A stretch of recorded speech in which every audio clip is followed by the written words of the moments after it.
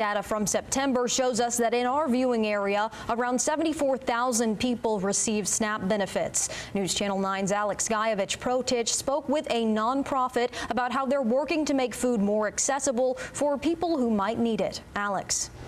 Mary Beth, Seed Theater started in 2019 as a community-based art theater, but as time changed and needs changed, the founders reshaped their nonprofit to provide mutual aid for those in need, especially during times like this.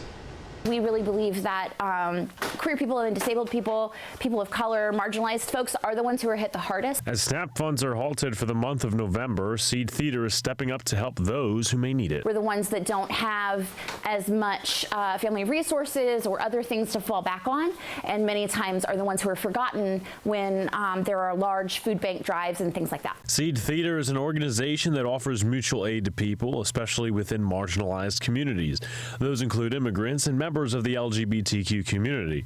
There's also focus on people with eating disorders, specifically ARFID or avoidant restrictive food intake disorder. We have people who have their own unique situations that keep them from having access to government services, and because of that, those are people who need food too, and that's not new or different. Seed Theater takes donations and distributes them in connection with different churches and other community spaces. We're thankful that there's as much focus going on to food security and mutual aid as there is right now. The nonprofit has started an initiative where they take used refrigerators and stock them in those churches and community spaces. It's so people can have better access to food whenever it's needed. We have a system to make sure that they stay up to date and safe, that allow people to come and access food without any barriers. So you don't have to provide your name.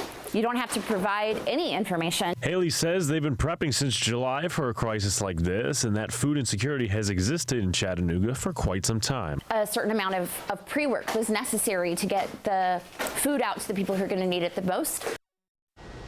Now, some of the community fridges that Seed Theater supplies are located at the Chattanooga Free Store and St. Andrews Center. Mary Beth. Alex, thank you. According to the U.S. Department of Agriculture, more than 40 million Americans receive SNAP benefits.